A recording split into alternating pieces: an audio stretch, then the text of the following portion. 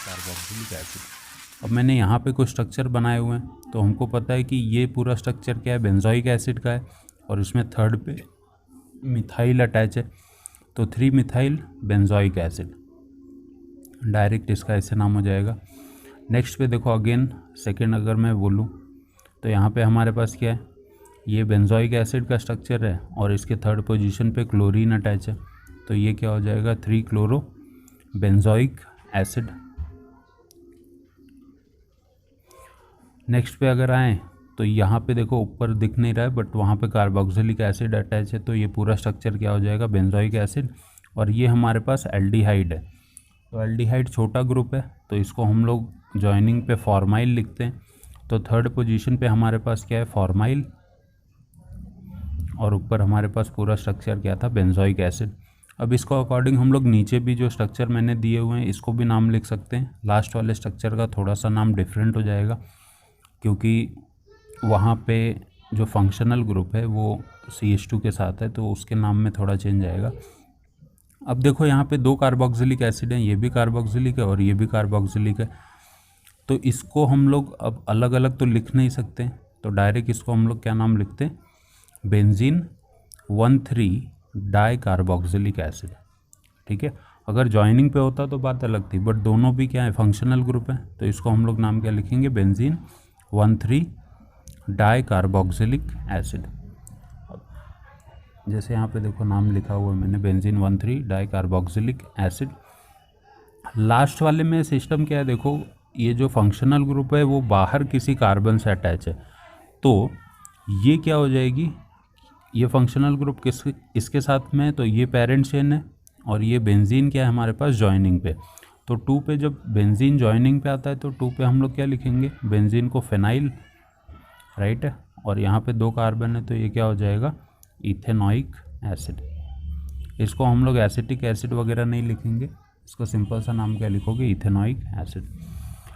अब carboxylic acid के कुछ प्रॉपर्टीज़ हैं या कुछ इन्फॉर्मेशंस है जैसे मैंने यहाँ पे लिखी हुई है, देखो it is an organic compound containing 1 और more carbonyl group in their molecule. It is a combination of carbonyl and hydroxy group. जैसा कि हमको पता है कार्बोनिल ग्रुप क्या होता है C double bond O group, और हाइड्रोक्सी ग्रुप क्या होता है OH group. Third point, they are classified as mono di tri poly carboxylic acid as represented। जितने कार्बोक्सिलिक एसिड जुड़े होंगे उसके अकॉर्डिंग हम लोग उसको क्या करेंगे क्लासीफाई करेंगे। ठीक है, तो यहाँ पे जैसे RCOOH है, ठीक है, तो R यहाँ पे कोई भी ग्रुप हो सकता है, ऐसे इनके रिप्रेजेंटेशन का तरीका होता है। तो ये जैसे 3 अलग अलग टाइप से मैंने रिप्रेजेंट किए हैं, तो ऐसे कहीं भी स्ट्रक्चर दिखेगा तो वो स्ट्रक्चर हमारे लिए कार्बोक्सिलिक एसिड होगा। और R यहाँ पे कोई भी क्या हो सकता है, या तो एल्काइल ग्रुप हो सकता है या फिर एराइल ग्रुप या कोई भी एरोमेटिक कंपाउंड हम लोग अज्यूम कर सकते हैं इसके जगह पे। नेक्स्ट देखो नॉमेनक्लेचर और कॉमन नेम्स की बात करूँ तो बेसिकली कॉमन नेम में थोड़ा सा चेंज हो जाता है। यहाँ पे जैसे मैंने फर्स्ट स्ट्रक्चर बनाया हुआ है, देखो अगर इसको मैं IUPAC नेम में लिखूँ तो इथेन 1,2 फर्स्ट स्ट्रक्चर की मैं बात कर रहा हूँ, तो ये इथेन 1,2 डायोइक एसिड होगा, बट इसको हम लोग नॉर्मली लैब वगैरह में ऑक्सैलिक एसिड के नाम से जाना जाता है। अब सेकंड वाला देखो, सेकंड जो है वो पूरा का पूरा स्ट्रक्चर सिट्रिक एसिड, एक छोटा सा नाम है कॉमन नेम है, सिट्रिक एसिड के नाम से जाना जाता है। बट अगर इसका मैं IUPAC नेम लिखूं तो क्या हो जाएगा, देखो 2 पे हाइड्रोक्सी प्रोपेन 1, 2 और 3, तो क्या हो जाएगा ट्राई कार्बोक्सिलिक एसिड। अब सिट्रिक एसिड का नाम ये होता है बट नॉर्मली जाना ये सिट्रिक एसिड के नाम से है, तो इसका स्ट्रक्चर हमको ध्यान में रखना है। नेक्स्ट अगर मैं बात करूं तो देखो जैसे मैंने ये पहले भी बताया था फॉर्मिक एसिड, और फॉर्मिक एसिड को हम लोग मिथेनॉइक एसिड भी लिख सकते हैं। दूसरा हमारे पास एसिटिक एसिड है जिसको हम लोग इथेनॉइक एसिड लिखते हैं IUPAC में। थर्ड ब्यूटेनॉइक एसिड है, फिर पेंटेनॉइक एसिड है। ये जो फोर्थ वाला है देखो इसमें टोटल कितने कार्बन है, 5 कार्बन है, तो इसको हम लोग वैलेरिक एसिड भी बोलते हैं क्योंकि वैलेरल वर्ड हम लोग नॉर्मली 5 कार्बन के लिए यूज़ करते हैं, तो इसको वैलेरिक एसिड भी बोल सकते हैं।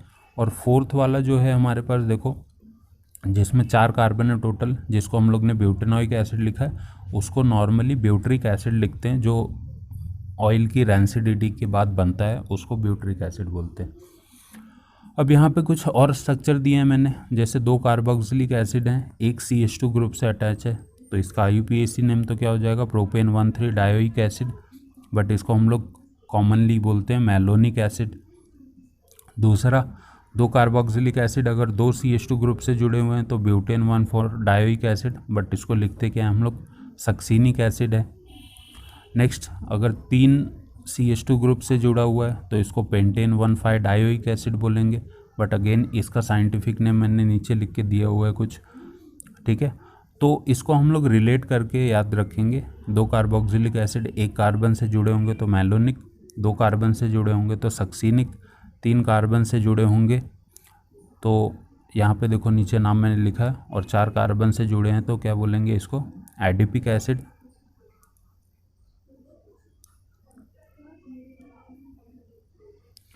तीन कार्बन से जुड़े होते हैं तो इसको ग्लूटारिक एसिड बोलते हैं नॉर्मली हम लोग, या ग्लूटोनिक एसिड लिखा होता है कहीं कहीं पे। तो malonic, succinic, glutaric and adipic acid, ये डिपेंड करता है कि 2 कार्बोक्सिलिक एसिड कितने CH2 से अटैच्ड है। तो ये हो गए इनके कॉमन नेम्स, ये काफ़ी इंपॉर्टेंट नेम्स हैं, एग्ज़ाम वगैरह में डायरेक्ट ऐसे आते हैं। अब आगे हम लोग देखेंगे कुछ और 1-2 स्ट्रक्चर्स। ये एक्चुअली कॉमन नेम्स थे जो थोड़े से मतलब IUPAC नेम से काफ़ी डिफरेंट होते हैं, तो यहाँ पे थोड़ी सी दिक्कत हो जाती है स्टूडेंट्स को। तो ये नॉर्मली कॉमनली यूज़ होने वाले नाम है जो तुमको बुक में भी लिखा हुआ दिख सकता है, सक्सीनिक एसिड या फिर ग्लूटारिक एसिड, एडिपिक एसिड। तो ये हमको याद रखना है depending on the number of carbon atom attach to the 2 carboxylic acid. आगे देखो जैसे मैंने लिखा 2 हाइड्रोक्सी प्रोपेनॉइक एसिड, इसी को हम लोग नॉर्मली लैक्टिक एसिड बोलते हैं। प्रोपेन 2 इन 1 ऑइक एसिड, एक्रिलिक एसिड इसको बोलेंगे, ठीक है। नेक्स्ट देखो 2 हाइड्रोक्सी ब्यूटेन 1,4 डायोइक एसिड है यहाँ पे हमारे पास, और नेक्स्ट है बेंजीन 1,2 डाई कार्बोक्सिलिक एसिड।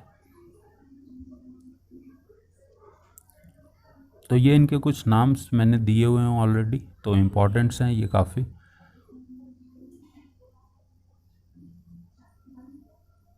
ठीक है, इनके भी कुछ कॉमन नेम्स हैं जो नीचे लिखे हुए हैं, ठीक है। ये देखो ये जो बेंजीन 1,2 डाई कार्बोक्सिलिक एसिड है इसको थैलिक एसिड बोलते हैं। ये थैलियमाइड बनाने के लिए बहुत सारे रिएक्शन में यूज़ भी होता है। और ये जो था हमारे पास 2 हाइड्रोक्सी, इसको हम लोग मैलिक एसिड बोलते हैं कॉमनली। तो ये इनके नेम्स हैं कुछ समथिंग। नेक्स्ट देखो सैलिसिलिक एसिड, जैसा हम लोग ने कोलवेज रिएक्शन वगैरह में भी देखा है। साइंटिफिक नेम अगर मैं बोलूँ तो 2 हाइड्रोक्सी बेंजोइक एसिड, बट इसको हम लोग सैलिसिलिक एसिड बोल देंगे।